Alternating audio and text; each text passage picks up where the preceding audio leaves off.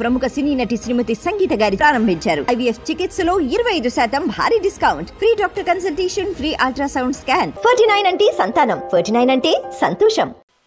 ఆయనేమో తెలంగాణ అబ్బజాగిరా అంటున్నాడు. ఆయన అదే మాటలు మాట్లాడచ్చు. ఈయన అన్నదాంట్లో తప్పంటే నేను తెలంగాణ బిడ్డని, నా మీద ఆంధ్ర బిడ్డ చేయి చేసుకుంటే నేను ఊరుకుంటున్నా, తెలంగాణ పౌరుషం చూపిస్తా అన్నాడు. తప్పేమిటంటే తెలంగాణ బిడ్డే, నువ్వు ఆంధ్ర బిడ్డే, నువ్వు నీ మనుషులు అతను చేయి చేసుకోవడానికి వెళ్ళిన మాట వాస్తవమే, ఆయన ఇల్లు అద్దాల పగలగొట్ట దాడి చేయటం వాస్తవమే, నేను ఊరుకుంటానా, తెలంగాణ పౌరుషం ఏంటో చూపిస్తా అన్నాడు. తప్పేంటంటాను. ఏమంటారు రేవంత్ రెడ్డి ఏమో కమ్మవాళ్ళు అమ్మవాళ్ళ అమ్మ లాంటి వాళ్ళు, రాజులు బోధులు లాంటి వాళ్ళు అని నువ్వు మాట్లాడతావు. కులాలను బట్టి నువ్వు మాట్లాడతావు. ఆంధ్ర తెలంగాణని కౌశిక్ రెడ్డి మాట్లాడకూడదా? నువ్వు ఆంధ్ర తెలంగాణ కులాలే మాట్లాడేస్తున్నావు. రెడ్డి ఒక్కడు చాలు 10 మందికి సమాధానం చెప్తాడని నువ్వే మాట్లాడతావు. రెడ్డి ఒకటి చాలని. ఇదే రేవంత్ రెడ్డి. ఇప్పుడు అదే ఆంధ్రకు కేసీఆర్ 3 సార్లు బీఫామ్ ఇచ్చాడుగా.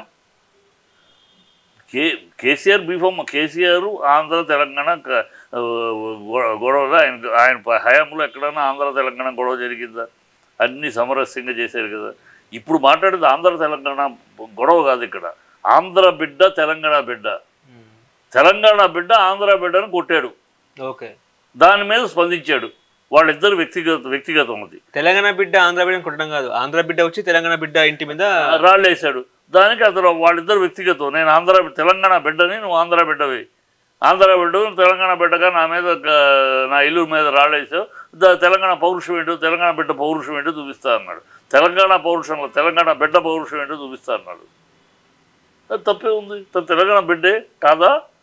అబద్ధం చెప్పాడా? నువ్వు ఆంధ్ర బిడ్డవే కాదా? అబద్ధం చెప్పాడా? దాంట్లో మీరు వైషమ్యాలు, ప్రాంతీయ భేదాలు అని మాట్లాడటం ఏముంది? అలా అయితే కమ్మ మా అమ్మ లాంటి వాళ్ళని, రాజులు బోధులు లాంటి వాళ్ళని, ఒక రెడ్డి చాలు ఎలమల్ని అంతుదూడటానికి 10 మంది ఎలమల్ని సమానం అని ఇవన్నీ మాట్లాడినప్పుడు ఏమనాలి? మీరు నోటికి వచ్చినట్టు మీరు మాట్లాడతారా? మీరు ఇష్టం వచ్చినట్టు మీరు మాట్లాడతారా? మీరు మాట్లాడినప్పుడే అయ్యని ప్రాంతీయ విభేదాలు కాదు, కుల విభేదాలు కాదా? ఇక్కడ ఒక మాట అంటే మీకు ఆయన ఏమన్నా తెలంగాణ ప్రాంతము ఆంధ్ర ప్రాంతము అన్నాడా?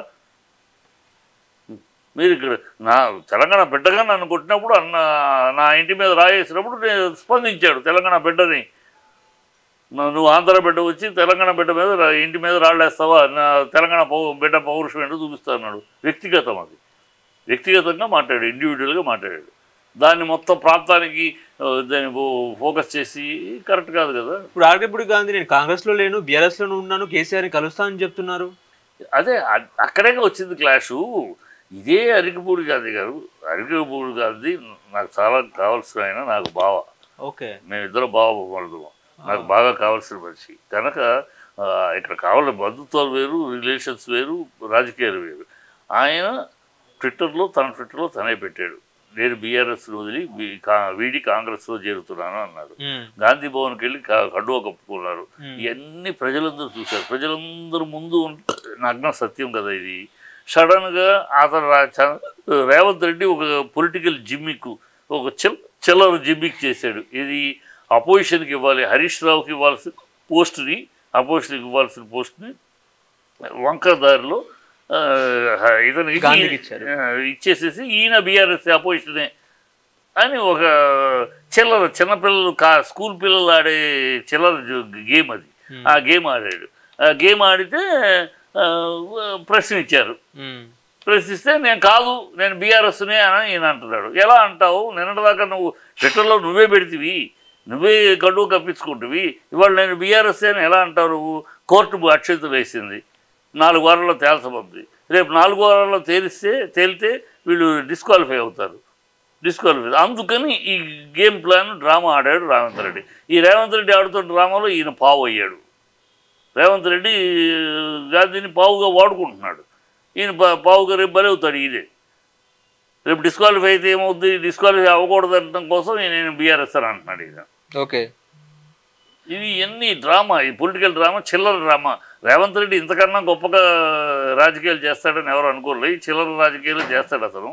ఈ చిన్నపిల్లలు స్కూల్ పిల్లలు ఆడే రాజకీయాలు, అలాంటి రాజకీయాలు. ఇప్పుడు ఇద్దరు ఎమ్మెల్యేల కొట్లాట వల్ల ఏ పార్టీకి మైలేజ్ వచ్చింది? కాంగ్రెస్కి వచ్చిందా, బీఆర్ఎస్కి వచ్చిందా, తెలంగాణకు వచ్చిందా, ఆంధ్రాకి వచ్చిందా? ఎవ్వరికి లేదు. దీంట్లో మైలేజీ లేదు, డ్రైనేజీ లేదు. దీంట్లో వచ్చే మైలేజ్ ఏముంది, డ్రైనేజ్ ఏముంది? ఒక సమస్య రేపు 2-4 వారాల తర్వాత కోర్టు తెలుస్తుంది ఎవరు మైలేజో ఎవరు డ్రైనేజో. 4 వారాల తర్వాత కోర్టు తీర్పిస్తుంది. కోర్టు ఆల్రెడీ వార్నింగ్ ఇచ్చింది.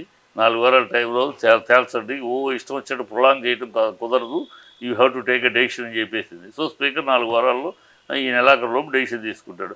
ఆ డెసిషన్ తెలుస్తుంది ఎవరు డ్రైనేజీ ఎవరు మైలేజీ. ఓకే, ఇప్పుడు బీఆర్ఎస్ విషయానికి వస్తే మొన్న నైట్ హైడ్రామా అర్ధరాత్రి వరకు హైడ్రామా జరిగింది. అనుచరులందరూ కూడా కాబోయే సీఎం హరీష్ రావు అన్నట్టు స్లోగన్స్ వినిపించినారు. నిజంగా హరీష్ రావును సీఎంగా చూడొచ్చు అంటారా? ఇవన్నీ ఇప్పుడెప్పుడో 4 ఏళ్ల తర్వాత జరిగే విషయాలు. ఇవన్నీ ఉన్నాయి ఊహాజనితముగాను, కాంక్రీట్గా కాకుండా ఏదో సొల్లు కబురుగా నేను మాట్లాడను. సొల్లు కబురు కాదు ఇది, నిజంగా అంటే అనుచరులు చెప్తుర్రు. నేను మిమ్మల్ని చెప్తారు, ఎలా చెప్తారు? ఇంక ఎలక్షన్లు ఏమైనా ఉన్నాయి ఇప్పుడు? ఈ ప్రభుత్వం ఏమైనా దిగిపోతుందా? ఎలా చెప్తారు? ఏ లెక్కలో చెప్తారు? ఇవన్నీ ఆధారాలు లేని ఒక సైంటిఫిక్గా కాకుండా ఏదో గాలి సోది బాగుడు తప్పితే అసలు ఈ ప్రభుత్వం దిగే సూచనలు లేవు, దిగే పరిస్థితి లేదు, దింపాలనే ఆలోచన ఎవరికి లేదు. వాళ్ళుగా దిగిపోతుంది, వాళ్ళుగా కొట్టుకొని దిగిపోవాలి తప్పితే ఇప్పుడు రేవంత్ రెడ్డి ఉంటాడా ఉండడా అనేది ప్రశ్న. రేవంత్ రెడ్డి కంటిన్యూ అవుతాడా సీఎంగా, కోమటిరెడ్డి వెంకటరెడ్డి సీఎం అవుతాడు, అది వాళ్ళ సమస్య. ఆ సమస్య నుంచి ప్రజలు దృష్టి పడకుండా ఉండటం కోసమని ఇలాంటివన్నీ కొన్ని క్రియేట్ చేస్తూ ఉంటారు. ఎందుకంటే కోమటిరెడ్డి ఆల్రెడీ మంచి గట్టి బలమైన సంచులు రెడీ చేసుకున్నాడు, సూట్ కేసులు. అతను దాటి ఇతను చెయ్యాలి, అది చేయలేకపోతున్నాడు. చెయ్యాలనే పాపం ఈ హైడ్రాను పెట్టుకున్నాడు. హైడ్రా ద్వారా వీళ్ళందరినీ బెదిరించి రియల్ ఎస్టేట్ వాళ్ళని బిల్డర్స్ని బెదిరించి డబ్బులు సూట్ కేసు వసూలు చేయాలని ప్లాన్ వేసాడు. అందుకనే ఫస్ట్ అటాక్ సెలబ్రిటీ అయిన నాగార్జున కొట్టాడు. నాగార్జున కొడితే అందరూ భయపడతారు, వస్తారు. ఇప్పుడు అదే జరుగుతున్నాయి, ఇది మాటలు, డిస్కషన్లు, సూట్ కేసులు మారటాలు ఇవన్నీ జరుగుతున్నాయి. అదే జరుగుతున్న కార్యక్రమం వల్ల అదే ఆ సూట్ కేసులో కోసమని జరుగుతున్న ఇది తప్పితే దాంట్లో చిత్తశుద్ధి లేదు. గడుగుంటే చిత్తశుద్ధి ఉంటే ఓవైసీకి ఇమీడియట్గా నోటీస్ ఇచ్చేవారు కదా. నోటీస్ ఏమని, ఓకే అకాడమిక్ ఇయర్, ఈ academic year next academic year ఈ బిల్డింగ్ ఉండడానికి లేదు, నెక్స్ట్ అకాడమిక్ ఇయర్లో మీరు ఆల్టర్నేటివ్ చూసుకోండి అని నోటీస్ ఇవ్వు. ఇవ్వచ్చు, ఆ నోటీస్ ఇవ్వచ్చు కదా. కూల్చే నోటీసు అకాడమిక్ ఇయర్ పిల్లలు జీవితాలు అని అన్నప్పుడు ఇప్పుడు notice give time, next academic year లోపు ఈ అక్రమాలు తొలగిస్తాము, సో నెక్స్ట్ ఇయర్ లోపు మీరు ఆల్టర్నేటివ్ ఏర్పాటు చేసుకోండి అని నోటీస్ ఇవ్వు. అది ఇవ్వే, అది కూడా ఇవ్వడానికి వచ్చబొట్లు ఎందుకు పడతాయి మీకు? ఇప్పుడు హైడ్రా తీరుపై హైకోర్టు అసహనం వ్యక్తం చేసిన పరిస్థితి, నోటీసులు ఇవ్వకుండా నిర్మాణాలను ఎలా కూల్చేస్తారని ప్రశ్నించిన కోర్టు ఏం చెప్తారండి? ఒక పక్క ఏమో హైడ్రా వెనుక ఉన్నది చంద్రబాబు నాయుడు అని చెప్పేసి ఇంకో ప్రచారం జరుగుతుంది, నిజమే అంటారా? చంద్రబాబు నాయుడు ఉన్నాడు అనేది ఎంత అవివేకమైన ఇదంటే, చంద్రబాబు ఉంటే చంద్రబాబుదే కూల్చారు. ఇప్పుడు చంద్రబాబు ఉంటే కృష్ణా దీని దగ్గర ఇన్ని గెస్ట్ హౌస్, లోకేష్ ఇల్లు, ఆశ్రమం అన్నీ 64 బిల్డింగ్లు ఉన్నాయి అక్కడ. ఆ కరకట్ట మీద 64 బిల్డింగ్లు, అవన్నీ డ్రైనేజ్ ఫెసిలిటీ కూడా లేదు, ఎందుకంటే ఇవ్వడానికి లేదు పర్మిషన్. డ్రైనేజ్ లేదు, అక్కడ నీళ్ళన్నీ కూడా కృష్ణా నదిలో కలుస్తున్నాయి. అది డ్రింకింగ్ వాటర్ స్థాయిని కూడా బిలో వెళ్ళిపోతుంది అది. సో ఇప్పుడు ముందు తను కూల్చాలి, తన బిల్డింగ్లు కూల్చాలి కదా. అది ఎందుకు చేస్తాడు? ఒక్క బిల్డింగు చంద్రబాబు బిల్డింగ్ని కూలిస్తే ఈ మొత్తం ఎగసిపోయి అరాచకం అని మాట్లాడారే. ఇవాళ మరి రేవంత్ రెడ్డిని కూలుస్తూ ఉంటే ఇది అరాచకమా మహారాచకమా? ఈ అరాచకం మరి చంద్రబాబు ఏమాత్రం జెంటిల్మెన్ అయినా, ఏమాత్రం స్వచ్ఛమైన రాజకీయం చేసేవాడైతే ముందు తన బిల్డింగ్లు అక్కడ కూల్చేసేసి ఇగో నేను కూల్చాను, ఇలాగ అక్రమణలన్నీ కూల్చాలి అని నిజాయితీగా నిలబడాలి. అది చంద్రబాబు ఎందుకు చేస్తాడు? చంద్రబాబుకి నిజాయితీకి అసలు సంబంధం లేదు కదా. అది ఇద్దరు ఉత్తర దక్షిణ ధృవాలు. చంద్రబాబుకి నిజాయితీ ఆపోజిట్ యాంగిల్స్. నిజాయితీ అనేది మన అడి దగ్గరికి ఎదురు చూడలేమా? ఓకే, ఇప్పుడు ఏపీలో కూడా హైడ్రా తీసుకొస్తారా?